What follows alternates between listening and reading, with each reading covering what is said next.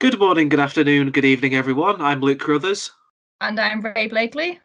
and welcome to another episode of Escaping Through the Lens. And we've got quite the biggie with this one. We have got quite the film to discuss for this episode, which is coming out on the day after Zack Snyder's Justice League release. So, whether or not it was good or bad, we have absolutely no idea. But I think we can say we're very much looking forward to it, aren't we? Definitely, yeah. This is one of the things I'm definitely looking forward to talking about. I'm pulling apart. It's going to be an interesting one. Yeah, so before we get into the general thesis of this film, I'll start off with my general notes. I thought this film was fantastic. I absolutely love this film as someone who hasn't really had that much experience with Superman films, except vague memories of watching the Christopher Reeves Superman film like ages ago with my sister and my dad. This is without a doubt my favorite Superman film. I won't say it's my favorite DC film, but definitely somewhere in the top five. I think that's interesting because for me, I haven't seen any other Superman films, and my point of view going into this movie was looking at it not compared to other Superman films, but just as compared to other superhero movies. And I didn't have as much as a good impression with this movie. I thought it was just all right. I didn't think it was as good as you think it was. I mean, it's a as I mean, it's definitely as it. I mean, it's definitely probably entertain you like better than the last film did. Oh yeah, I will say compared to the last film, this film is miles better, much, much better. I was kind of like in the build up to this. I just kind of had my sort of fingers crossed on the thought of you watching it. It's like, please don't think it's terrible. Please don't think it's terrible. Positive point. I didn't get angry at this movie, and I didn't want to stop watching it. So I think that says a lot about how good it was. Awesome. To start off, as always, so that I'm not, constantly falling back onto the facts because I'm a very visual guy when it comes to like superhero films. The visuals in this film are, for 2013, very, very well done. Mm-hmm. I thought they were very good. That's one of my main points about what I liked in this movie was definitely the visuals. I thought they were striking enough, like visually you can go, oh, that was created very well, but also they were unique enough to kind of engage me as a viewer. I didn't think that I was watching a generic aliens, monsters, superheroes, all the kind of images that have been used before and that you would relate to those kind of genres. I thought this was very new. It was really interesting to watch. And even as like a film that came out in 2013, I personally couldn't tell that it was as I personally couldn't tell that it comes out from like 2013, and not to mention, you could no doubt you could not tell that this film came out a year after the Avengers, like the first Avengers film. I didn't even know that. Yeah, Yeah. Avengers Assemble came out in 2012. This film came out in 2013. Whoa. That it definitely stands out. It's very unique, and I think, yeah, now knowing that the contrast, I will say it is very, very good. It does stand out amongst other films of its time. And it probably came out at a very interesting time for DC fans because there was no idea of a DC cinematic universe back then. And back then, the biggest blockbuster DC hero film was in 2012, The Dark Knight Rises. Yeah, I love that film. I think Same. that, yeah. When I did think about contrast, like I said about how I didn't contrast this to other Superman movies, I did have in the back of my mind thoughts of Dark Knight Rises, and I was comparing it to the Batman movies. And I will say I did not think it was as good. I did not like it compared to the Batman movies at all. Maybe that's just me being a huge fan of Batman. He's my favorite DC superhero, but maybe I'm biased, maybe I'm not. I will say that's right. It's like the Dark Knight trilogy works so well because each of those films from that trilogy try to set themselves in some different kind of universe compared to like Man of Steel. Yeah. I So like that. That was a lot yeah, more unique. Yeah. yeah. Speaking of both those films, one thing to definitely praise about this film is something that everybody that actually agrees about this film is like, you know how I said last week about how this film is either loved or hated. Yeah. Everybody agrees that the music done by Hans Zimmer is phenomenal. It is. I agree. There was some soundtracks, especially whenever they were on the ships walking through the corridors. There were very peaceful scenes. I thought the music really stands out in the scenes where not much is going on. And I think Yeah, that's where it really shines. like everybody knows, like the Superman theme by John Mhm. Williams made for the 1978 film, and everybody loves that, and everybody loves that. But the song that they did for Superman, there's one scene in particular where I think the music was at its best, which I'll save for discussing later. But the Mhm. music that they used for Superman himself, I just think absolutely trumps it. Mm. Yeah, I would agree on that. The music was very, very good. I think the start of this film was probably one of my favorite parts of it. The first 20 minutes before we come to Earth was really engaging. I felt like I was watching a very strongly written supernatural alien movie, because a lot of superhero movies, they are superheroes for the contrast of here's the humans and here's this souped up really strong version of a human. But to see a superhero movie take on it where we see the really strong people first instead of that contrast to humans, you did feel like you were on a different world. It did feel a lot better than having humans walking around and people seem a lot more normal.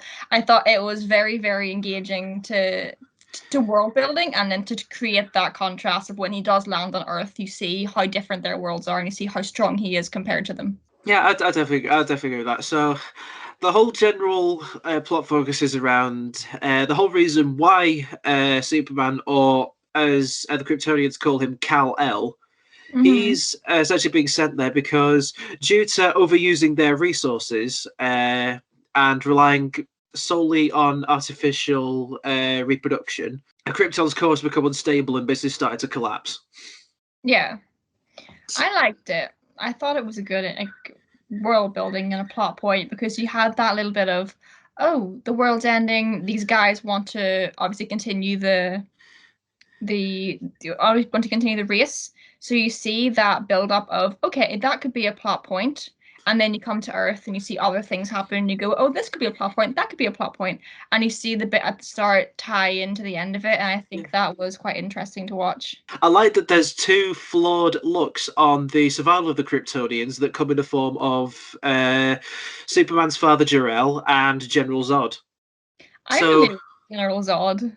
I thought he was class. As yeah, far as he's for villains, brilliant. I really enjoyed him. And then I also thought that Cal's dad, his actual dad, I thought was the best character. Every time he showed up, even though it was in memory form, I was like, yes, he's back. Yeah. I really enjoyed that character. I'd rather see him fighting Zod than Superman. I don't know a lot of Russell Crowe's filmography besides Les Mis. I love Les Mis. I didn't even know he was in that. There you go. That's how much of a fake fan I am. It's like I don't really follow a lot of Russell Crowe's filmography, but he was great as Jor-El. Yeah. Yeah, No, agreed. I go back onto what you said about Zod. Michael Shannon knocks it out of the park with this. Definitely, definitely. I will say, going on into this further, I'm not a big fan of the character of Superman himself. I thought he was quite, the way he was portrayed was quite flat.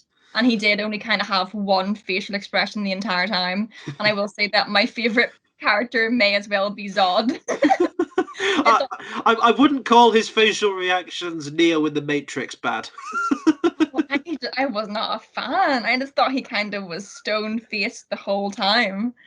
I want to see a bit more life about him. Oh, because he is from a different planet. Let's see a bit more reaction to Yeah, stuff. You know? we'll get to Superman. We'll get to him just for now. So the flawed looks that Jor-El and Zod have on this is Jor-El wants obviously like wants his son to survive as like the first sort of like natural born Kryptonian for in years, but he doesn't want any of the other inhabitants to survive. And I think his mindset is, it's right that he doesn't want the inhabitants to survive because they'll most likely sort of drain the planet of their resources the same way they've done with Krypton. Yeah. But he's wrong in the sense of like trying to sort of like abandon like everything that his race is. Mm-hmm. General Zod's perspective, he's right in trying to let a lot more Kryptonians survive, but he's wrong in the mindset of only choosing specific battle-worthy Kryptonians to survive. Mm-hmm. Yeah, because there was a lot of times whenever you see the reasoning for what they're doing, there was some times where I was like, yeah, Zod's got a point, and then there were some times where I was like, oh, you know what? Yeah, like I can't remember his name. Superman's dad. Jor-El. Jor-El. There we go. I wasn't paying attention to his name. I was just happy every time he showed up. But yeah. It's like every time he showed up, you were just remembering him in Les Mis. Yes, of course. Even though I didn't know he was in it, but there we go. No, I really. There were times where you did side with both of them, and I think that shows a very well written story and a very well written character, where you actually go, oh, sometimes the bad guy could be right, and I think that was very, very interesting. I did like the two parallels of them, as you mentioned. It was very, very good story writing.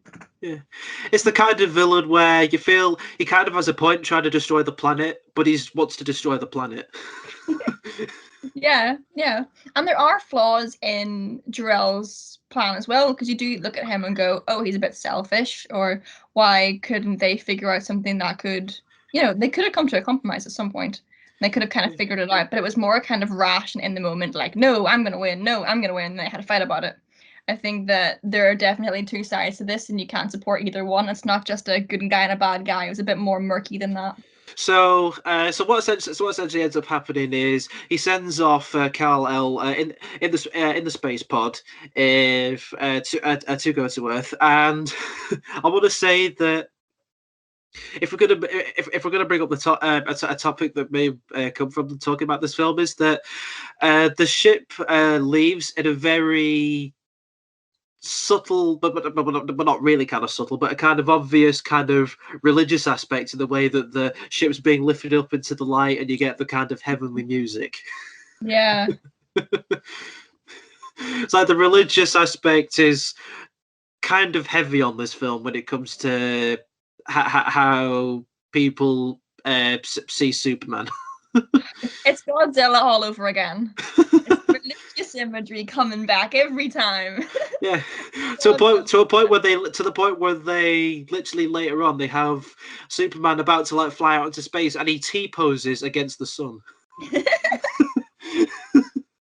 He T-poses against the sun. Yeah. You know what I found quite strange, speaking of the religious aspect, was the part when Superman is talking to the priest, or I don't know, priest, minister, whoever it was. He was a religious figure, and I was chatting to him in the church, and I was wondering, well, the world has just discovered that aliens exist, and that this mad alien race wants to invade and basically destroy humanity. Why is this man not having a crisis of faith? He's just chilling. He's fine, but everything he's ever learned and everything he knows about the scripture has just been completely torn apart, and this man's just like, it is what it is. I mean, as you said, he's a priest. Maybe he doesn't have a TV. Maybe he just doesn't know what's going on. So it's like maybe when Clark Kent goes to see him and tells him that I'm the one they're looking for. Well, wait, who? It would have been funny to just see like, wait, who are they looking for? Who's what looking for? What's going on? Yeah, that would have been a lot more interesting. It just got me, like, it was one of the films we've covered where I was very engrossed in it, but that part kind of took me out of that immersion a little bit more, and I was like, why is he not struggling here? Which, speaking of Clark Kent, we might as well talk about him alongside Superman. I'll start. Because I have an interesting point to make about this. To make about Superman also known as Clark Kent. I think this film works not as a Superman film, but as a Clark Kent film becoming Superman. Right. Yeah, I get that.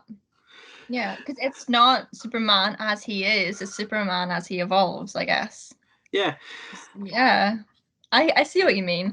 One of the notes that I did write about that kind of reading to it was in the start, like I said, I loved the start. And it was a really good movie, and then it becomes a child having an identity crisis. And that's what the movie was for me. So I guess that crisis was kind of the progression that you're talking about.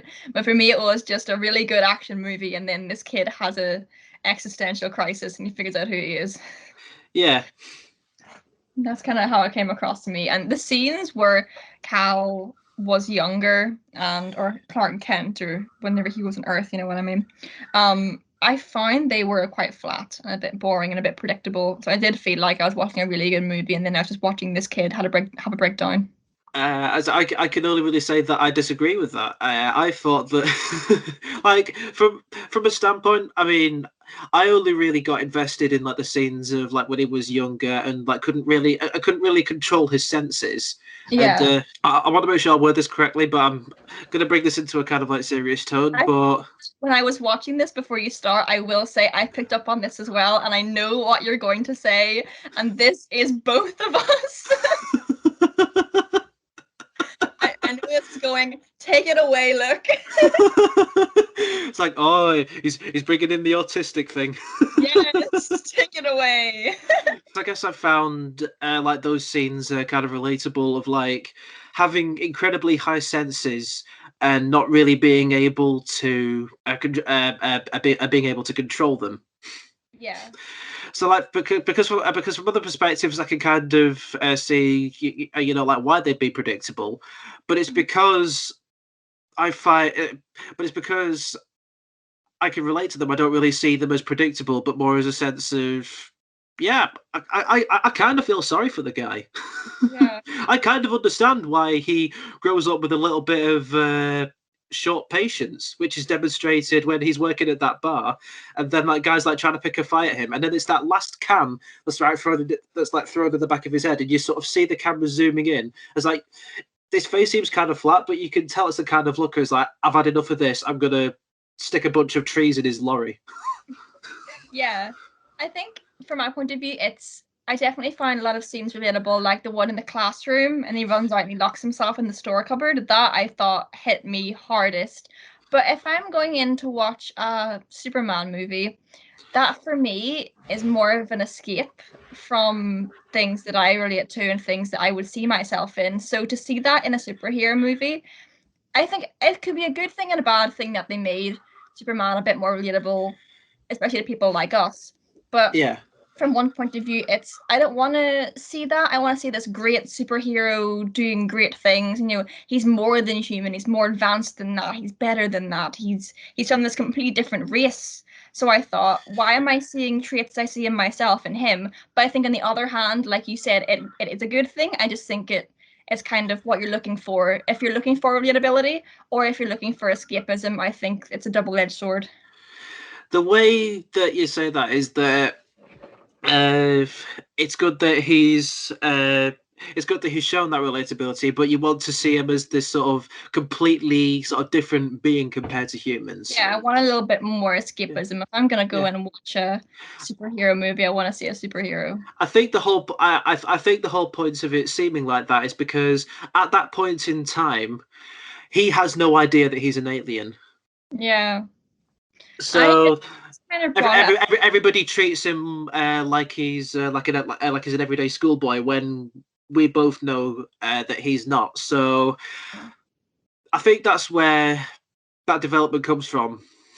I think the progression shouldn't have been something that the audience like can see something else in though. Like if I want to see something that's a progression of a superhero, even in that progression, I don't want to see, you know, traits that I relate to.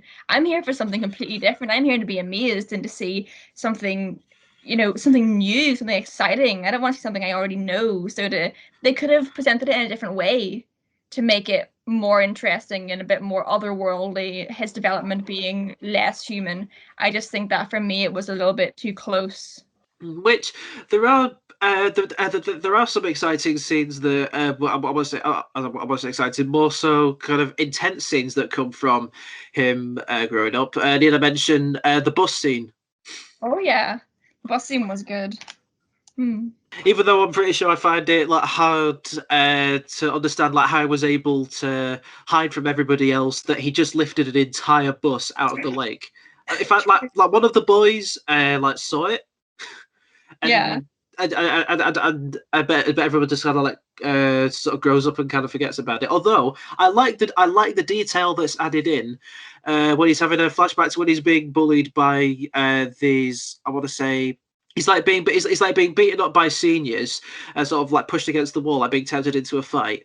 They walk off, and then you see. The guy who bullied him on the bus, who Clark saved his life, you see him walk up and just kind of like help him up. Yeah, that was nice. And you see him again in later scenes when they're having fights in the city and he's in one of the office buildings. I thought that was quite a nice detail as well. Like he's not the guy that he'd like stay in contact with to see again, but it's like he knows what he's about. Yeah, he gets him. He's on the same wavelength. He's just kind of there for him. I think it was a nice little detail. Yeah, I get that. When Lois Lane arrives at that base to discover the Kryptonian ship hidden under the ice. Here we go. Now we're getting into it. I will say for the first half of the movie, I didn't like her. I thought she was awful. The first time she gets attacked, the noises she makes made me want to rip my own ears off. Wow. You can have acting. How many hundreds of movies have we had where we've had women being attacked or fighting in movies and we've had genuine noises that you would make, but the noises that come out of this woman are something you would find on an adult entertainment site. And it was very uncomfortable to listen to, and I thought, is she being attacked or is something else happening? I wasn't a fan. I think I know what she's specifically talking about. Is it after she's been like attacked by that drone, and then and then Clark's just kind of like trying to get her to calm down a bit. Oh yeah, that's the one. Oh, I did like the introduction of her that it came across with another character. I can't remember his name. It was the boss of what was it? Daily Planet. Oh, the Daily Planet. Perry White. It's nice to see that the Bowery King's doing well. Oh yeah. Yeah, it's like after being cut into 7 pieces by the High Table, he decided to take up newspapers. Here we are plugging John Wick again. It comes up in every movie. Oh no! Wait! Because John Wick was 2014. This film was 2013, so it would have been before he became the Bowery King. Oh no! Oh, true. I wonder what set him down that dark path. Maybe this is it. Maybe just witnessing the destruction of his newspaper building just kind of caused him to go down that dark route. Oh, yeah. Speaking of John Wick and plugging things, we've covered John Wick. Go listen to that episode. It's amazing. Shameless plug there for us. Shameless plug. So, back to the scene where Superman... As I keep jumping between Superman and Clark Kent. It's just kind of like the flip of a switch. But when he goes inside, kind of like basically discovers everything about what his race was, and finally dons the iconic costume. Yeah. I think the costume is greatly designed. Yeah, I really like the costume. I felt like I was watching a Superman movie where for once I didn't feel like I was watching a man in leggings. And I really liked it. And I kind of like the fact that for certain like cape flapping scenes, they make the cape seem animated. Like they animate the cape flapping in a sort of like slow motion kind of aspect. Because even at some points, it doesn't really look like it's there. It still looks realistic and sort of cool enough to think right there is a hero that stands for truth and justice. Speaking of like realistic things and things that made more sense, it was very nice to see a Superman movie where they explained the S. Yeah. Because whenever you see Superman in media, and every time I see it, I think it's a man with the S on his chest. It looks tacky. It looks, like a cringy superhero. But to actually have it being given a reason, so you can go, yeah, that makes more sense now. I can understand it. It doesn't look really tacky anymore. It's fine. I accept it. And I thought that was a really good point. It stands for hope. It stood for something on that planet. It's just that on their planet it looks a bit like an S, which is kind of how we dawn the name. Yeah, I It's like really like it's like, look, here comes man. Or look, it's Hope Man. It's Hope Man. Hope Man sounds like Hope Man sounds like a superhero that was made up by that priest. Yeah, if that's the priest superhero name, Hope Man. Hope the movie should have been called Man of Hope. Man of Hope. There's like they introduce Hope Man and then give him like a spin-off film later on in the series. Yeah. Oh, that would be good. I will say though, the name Man of Steel sounds like a bad Iron Man knockoff. And Man of Steel. I think that's the nickname that like Superman is like given in like the context of like, I don't know, maybe the comic universe, the same way that Batman is called the Dark Knight. Oh yeah, true. But the scene after he dons the costume leads into, and I'm sure you already know what scene I'm going to talk about. It's the scene that I showed on my Instagram story to you. Yes, I know what you're talking about. It leads into what I think is the best scene in the film and one of my favorite scenes in cinema. Right, because you talked about this scene to me quite a lot in the build up to this. You sent me the video of it, and I thought, oh, I'm really excited for that, and I want to see it in context, and I'm excited. It was very, very good, but to me, I don't think I got a lot out of it. Like I watched it for what it was, but it didn't really have that impact on me. So I want to know what your thoughts about it, because I feel like it had a lot of impact on you, and I want to know so that I can maybe get more of that idea about it. Okay, so I'll break the scene up piece by piece. So it starts off with a little narration of how Superman has become, has kind of like gained his powers. He's gained it from his cells drinking the radiation of a younger and brighter sun than what Krypton had. And that the only way for him to find out how strong is for him to sort of keep testing his limits. Perfect way for him to test his limits is to go right out into the middle of the Arctic where he can't get in anybody's way. And he basically starts like jumping as high as he can. Mm-hmm.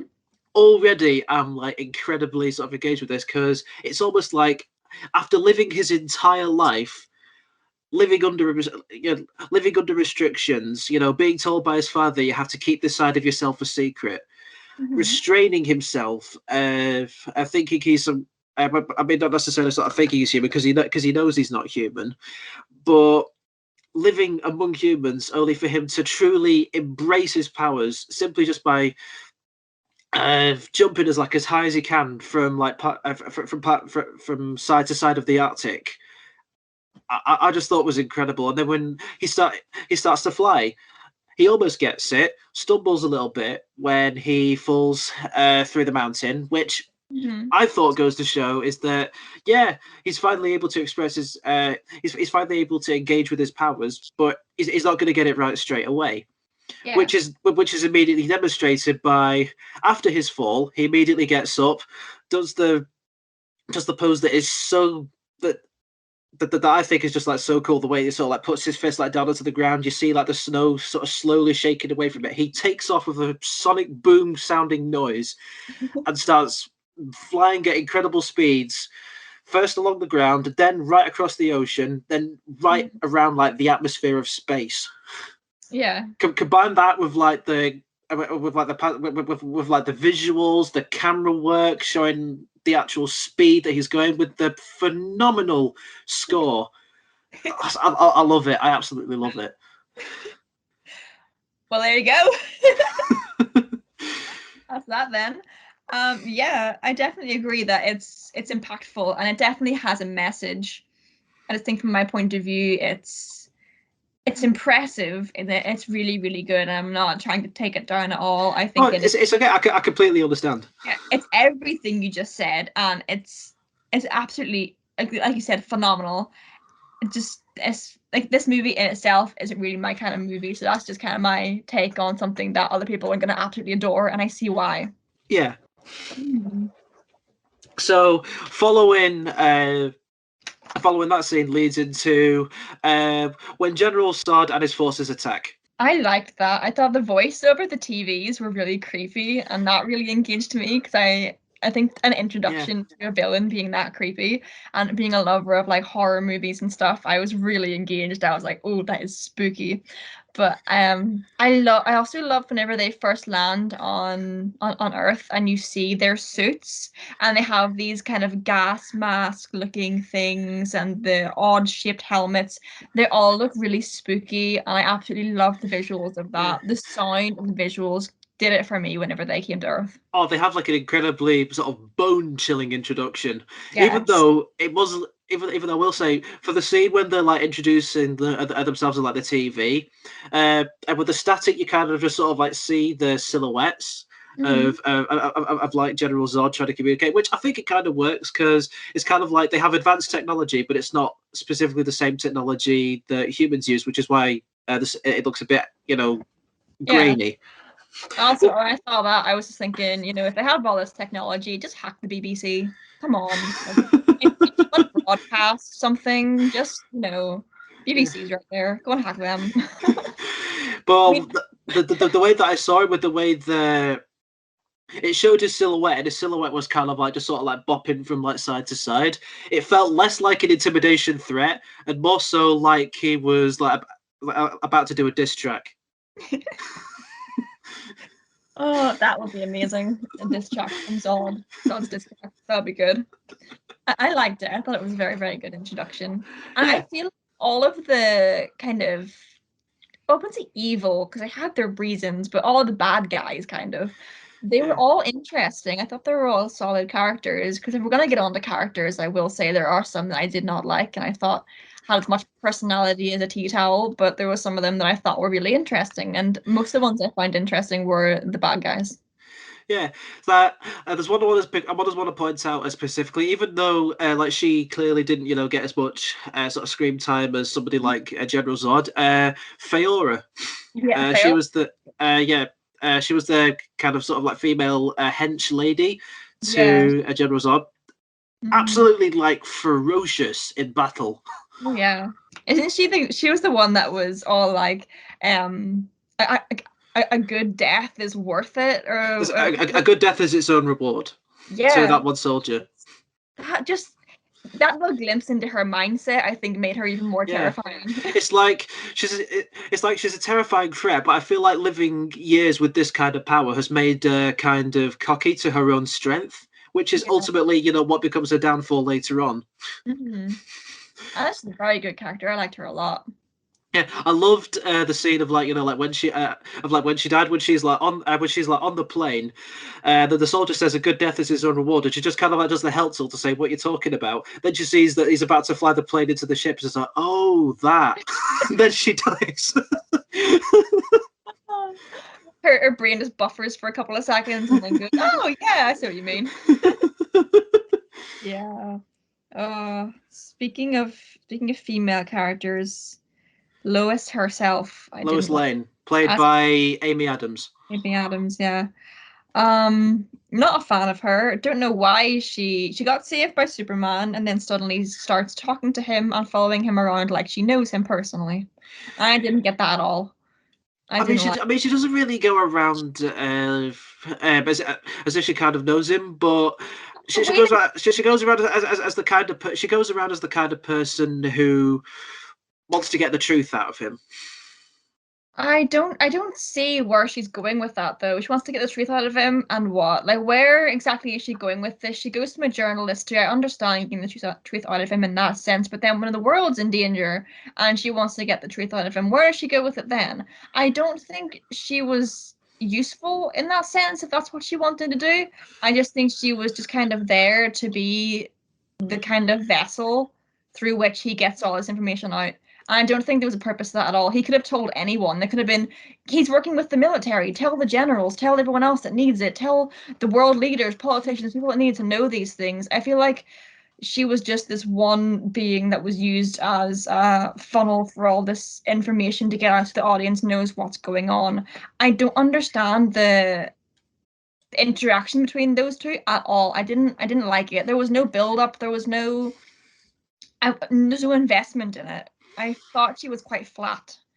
Her only purpose was to be, like I said, a vessel for the audience to understand. And I feel like her character was very, very dull.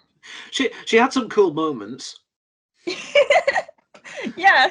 Yeah, it's like this, like the scene where she uploads General Zod. No, not General Zod.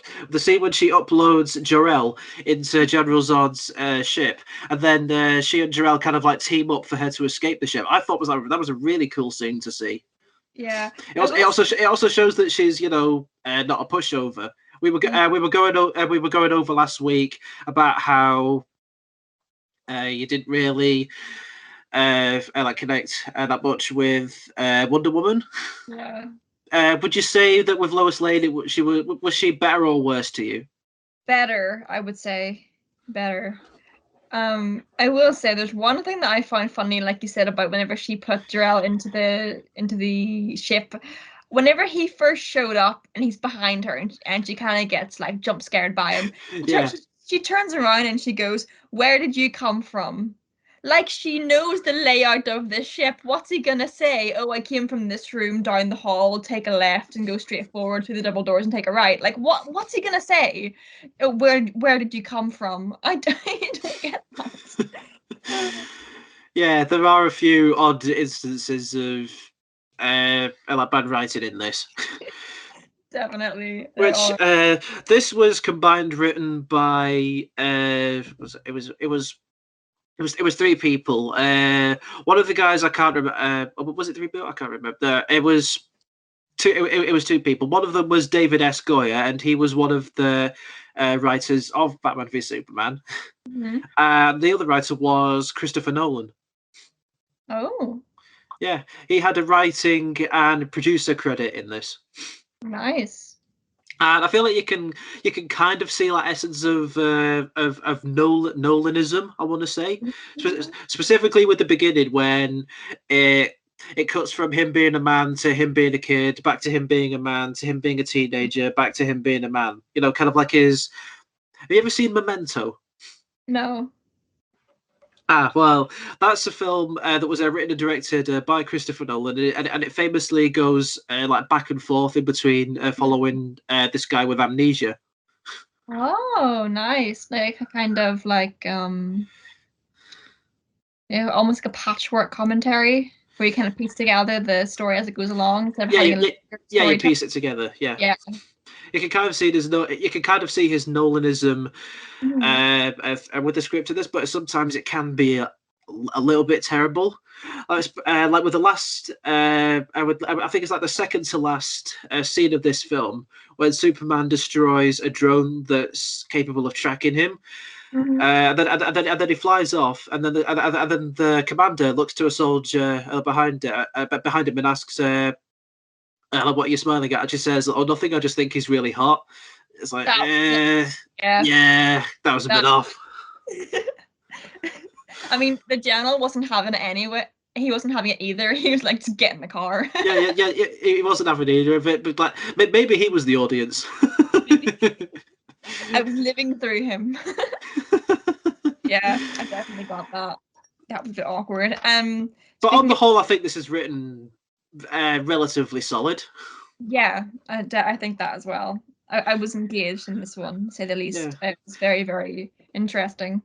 because talking about one of like the worst points of how this is written, I'll talk about one of like the best points, one of the most emotional points to come from how this was written. It was the flashback to when Clark is having an argument with his dad, and he says, "Why am I telling you this? You're not my dad."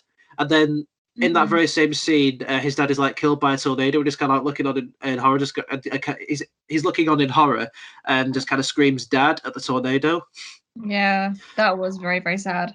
I like because you had already seen that, like you had already been told that his dad's not around anymore, and then you saw that scene, you kind of had the build up of, oh, okay, this could be how he goes.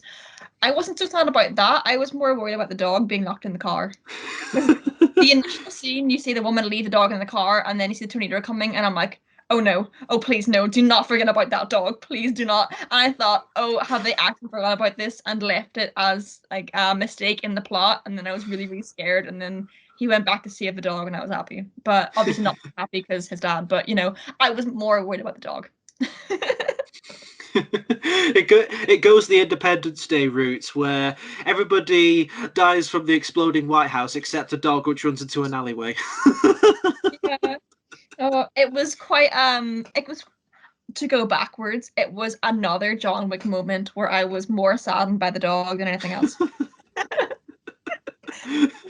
John Wick is everywhere. He keeps coming back for me. It just kind of like it just kind of like appears in your mind. It's like, oh, I'm thinking about John Wick again.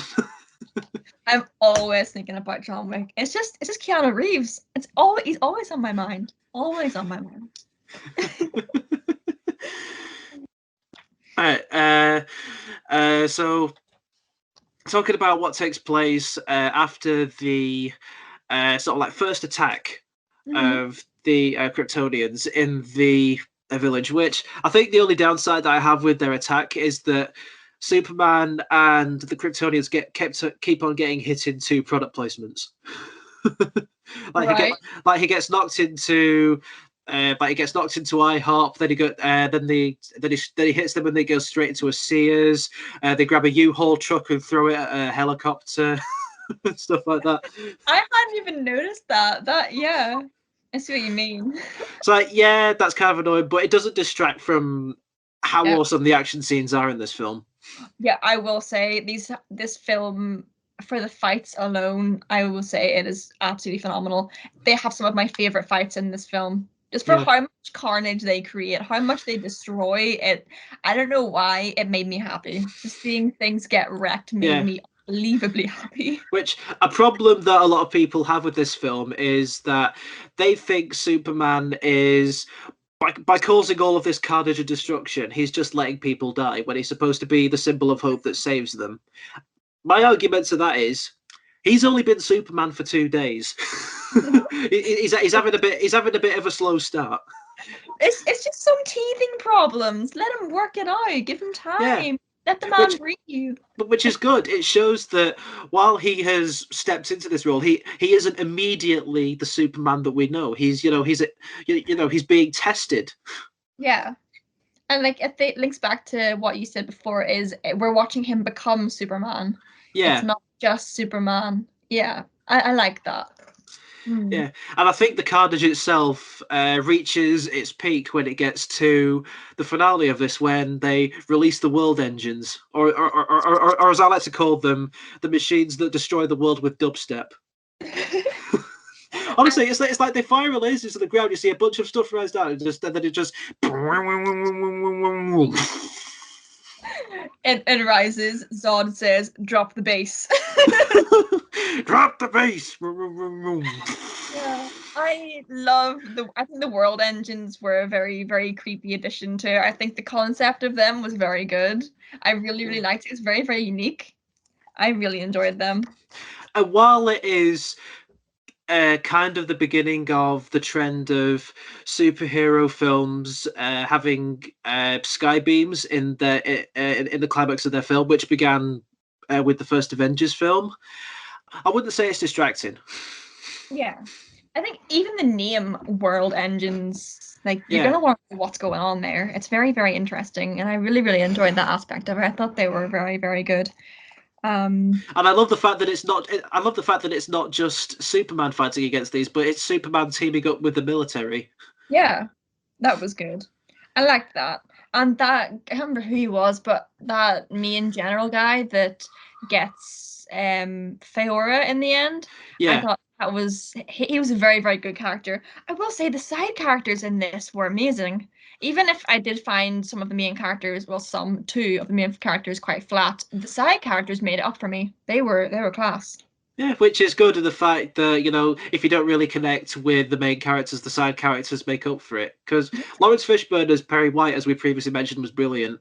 He was brilliant. I found Superman's mom was really interesting. Her reactions to things were so unusual. I thought Yeah, she was really gripping. I really liked you her. it's like you genuinely believe that she is a mother figure to Superman.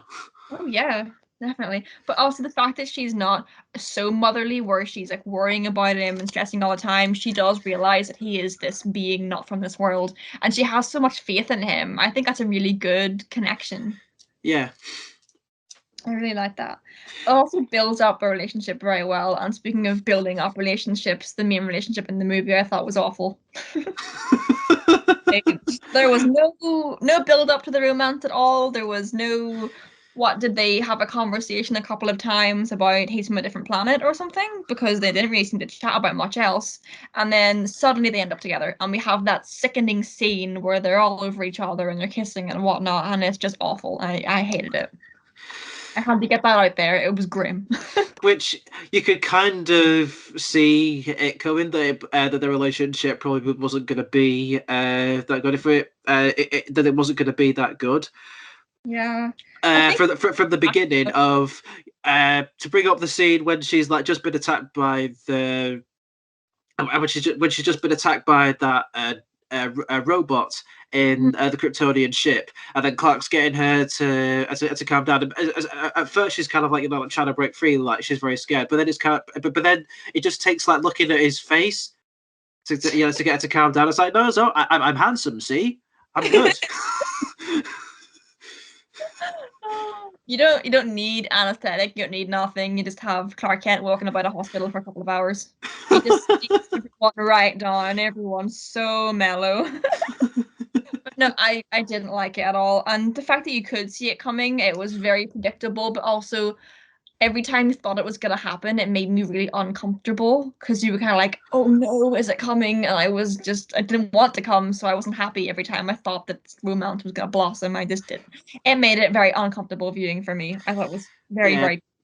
Would you call it better or worse than the romance from the last film? I feel like maybe my hatred for the last film clouds it a little bit, but I just want to say the last film anyway. It was not nice, mainly for the fact that it was I wanted to see this singular, independent, strong female.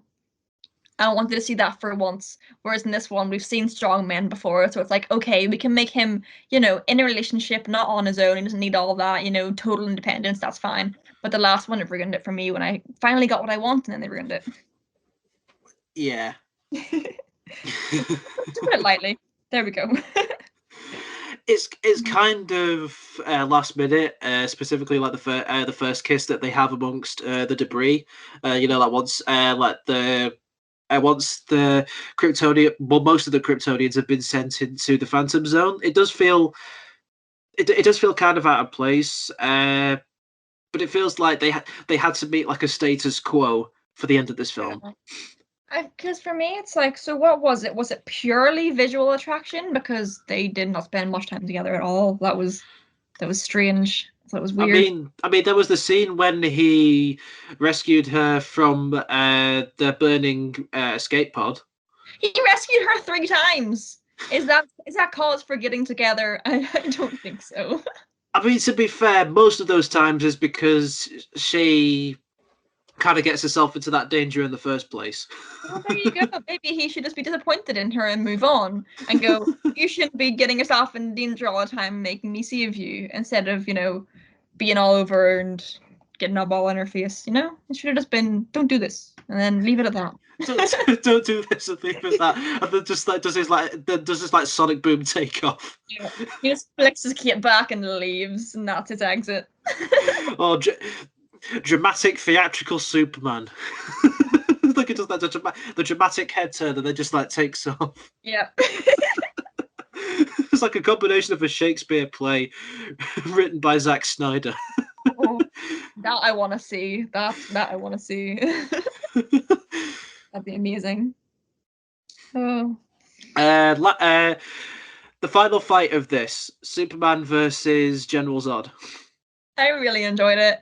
I think the first half, not the first half, but the first 20 minutes of this film and the last few fights are my favorite. I will say I absolutely adored them. The middle part of this movie brought it down for me, but the end really, really brought it back up. I absolutely adored it. I thought it was great.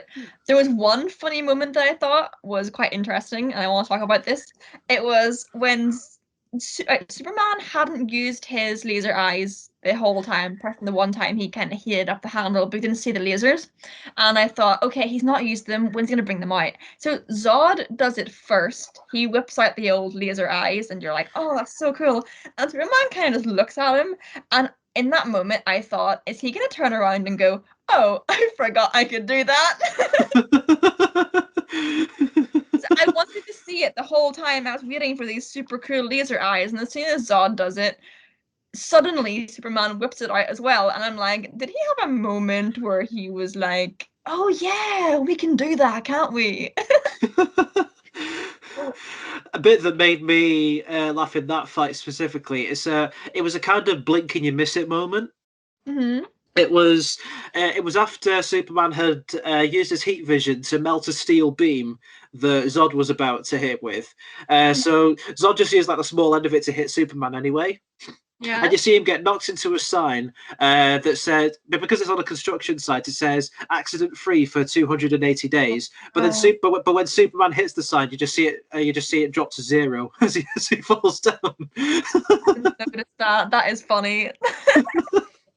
Again, it was like a blink and you miss it moment, but I just thought it was very funny. Yeah, I really like that. I think if I am ever to watch this again, I will be looking out for that moment because that seems quite good. Yeah. And to talk about a moment in that fight, to bring up the argument earlier about people say that Superman just lets people die. There's a scene there's a shot in this fight which I think perfectly encapsulates like the intention of each warrior in this fight. So it's the scene where Zod knocks Superman up to the sky, says, "There's only 2 ways this fight will end, Cal. Either you die or I do." And he just starts like dragging his body up the building and sort of like destroying everything in the building in its path. Superman flies down. He doesn't touch the building, but it's merely his presence that causes like sort of parts of it to crumble and the glass to shatter. Mm-hmm. So it's like even if Superman doesn't want to, his mere presence and power is what's causing the collapsing. He's not destroying these buildings and letting people die on purpose. Yeah, I think that's definitely a good way to look at it. It's a good way to get the message across, I think. That's definitely interesting. Yeah. Which, from that fight, we got to talk about the most controversial scene to come from this film when it comes to discussing it. The scene where Superman breaks Zod's neck. Yeah. I thought it was good. I liked it because I do love a bit of to say about Superman humanity, but come on, it was a bit more to see a bit more realism and humanity in a character that is so perfect. A little bit of corruption is always nice. I think it was nice to see that he's not perfect. He's not always going to be the best and the greatest, and you know you can't save them all. But you got to do bad things to do good as well. I think. And I love his emotional echoing scream after he does it. Like he actually like takes it in like what he's just done. Mm-hmm. Yeah, I still think it kind of comes full circle. Is his dad never let him fight back. And this whole situation is the first time he's ever fought back, and it ends with someone, you know, it ends with Zod obviously being dead. I think it kind of brings it full circle. like this is the one time he's been allowed to do it, and it ends up like this. Maybe it'll, have an effect on what he thinks of violence as a whole, because the one time he's been allowed to do it, and this is how it has ended up. I think that's a good contrast to how he's lived his life up to this point. Yeah, and the way that the film ends, I think it ends on a very good note. Obviously, it has like the scene we mentioned earlier about him taking down the drone and the cheesy line about him being hot. Yeah. But it's followed by a flashback of when he was a kid, and he was sort of like standing in the sort of like superhero pose, like with his dog as his like cape was like flapping in the wind, and then his dad just kind of looks around the corner and sees him like that. Yeah. I like to think that as like, even though John wasn't around to see him become Superman, he saw him as that icon in his own way. Yeah, that was nice. I did like that. And then it ends with him going back into Metropolis, ready to work at the Daily Planet. And then there's a line of he's being introduced to Lois Lane, and she says, "Welcome to the planet." Yeah, I liked that bit a lot. I picked up on that too. That was good. I kind of had to focus in on that little bit of joy in that intensely cringy scene. Just the way they look at each other and the little awkward, like twitching smile on her face. Honestly, it was quite sickening. I wasn't a fan. But yeah, that one little bit of happiness amongst all that cringe was good. I liked it. Before we get onto our final thoughts on this, I want to give a bit of trivia. Oh, okay. Because there's a lot of film trivia. There's a lot of trivia and sort of things that you wouldn't really notice without like a second glance in. Love that. So let's hear it. So, when General Zod kicks a truck of gas towards Superman, it has LexCorp written on it. LexCorp on it. I think that's the only one I noticed, so I'm gonna take it from here, but I will say that's a good bit. Yeah. When Superman knocks General Zod into space, he stops himself by grabbing a satellite, which is run by Wayne Tech. Oh, nice. It's kind of like setting up, Batman's here and he's on the way. Oh, thank goodness. Love a bit of Batman.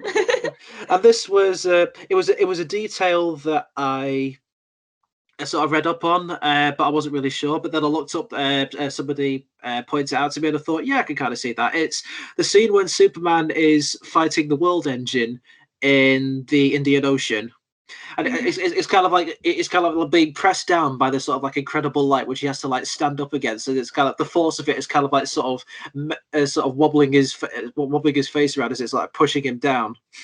For a very brief moment, his face morphs into Christopher Reeve. Oh, right. That's a bit odd, but I mean, fair enough. Yeah, apparently it was done as like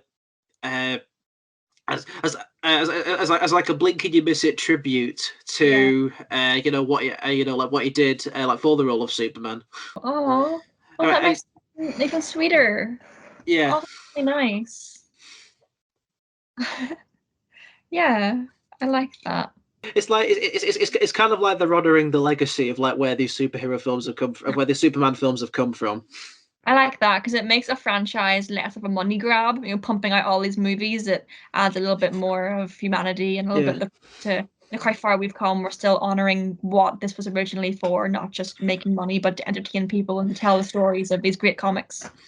And while it is a kind of blink and you miss it moment where you really kind of have to be sort of concentrating to notice it, I'd prefer that to a wink at the camera. If you get what I mean. Yeah, I definitely get what you mean. I prefer that a lot more. Yeah. So, do we want to say our final thoughts on this?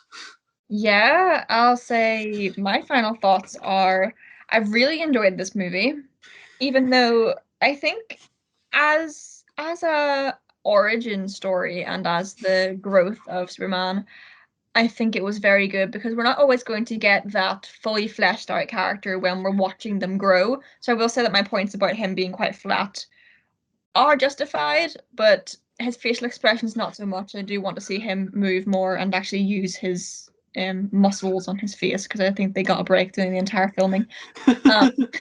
His face must have been on rest because he didn't move it the entire time.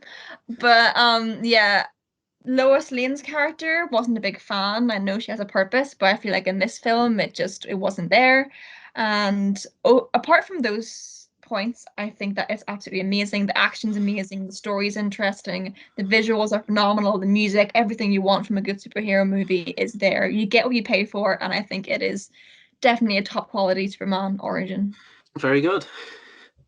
I will say, because I never because I never really grew up like with Superman. Like Superman, I will say was never really my favorite hero. Mm-hmm. I found it hard to try to relate to a hero that is incredibly powerful and seemingly has no weaknesses. Yeah.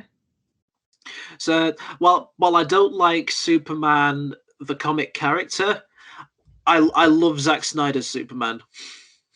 Mm-hmm. That's if I was to like summarize like all of my thoughts like on the film without going into the incredible detail that we've got into with this podcast, I'll say that I don't like Superman the comic character. I love the Superman that Zack Snyder has created. Fair enough. Yeah. Nice one. Yeah.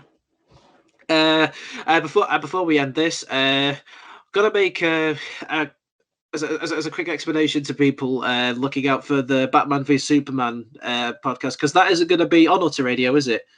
Nope, it is not. Well, you can explain that because you're the creator of this whole shebang, so work away. So, the Batman v Superman podcast. So we're not restricted to 1 hour of speaking about it. We are going to be recording the podcast and uploading it to the Escaping Through the Lens YouTube channel. Yay! And where we can we'll be. swear, and I'm excited about it. Is what, sorry? And we can swear, and I'm excited about it. That's the main thing I'm looking forward to. Brilliant. So yeah, expect that probably sometime after the Man of Steel podcast comes out on Utter Radio, and sometime before we inevitably do Zack Snyder's Justice League. Yay! I'm excited for the Snyder. I am very excited for that. I'm very, very hyped for it with all that I've seen and heard from it. Yeah, I can't wait. It's gonna be a good one, definitely. It might be the best film we've done yet. I can't wait. I mean, technically, it is going to be like the biggest with the IMAX scaling. Yeah. So if I want to push up my glasses and snort, actually, it's going to be the biggest film we've talked about. I think for that impression alone, I think that's made it. I think this is going to be the best. So we'll leave it at that. We will see you guys on radio next time for Zack Snyder's Justice League, but on our YouTube channel, get ready for Batman v Superman. So with that said, I've been Luke Crothers. And I've been Ray Blakely. So I probably should have given a prompt to that. I didn't know we were doing the same thing as the intro, and I was like, oh, do I do that? Okay. Yeah. And this has been Escaping Through the Lens.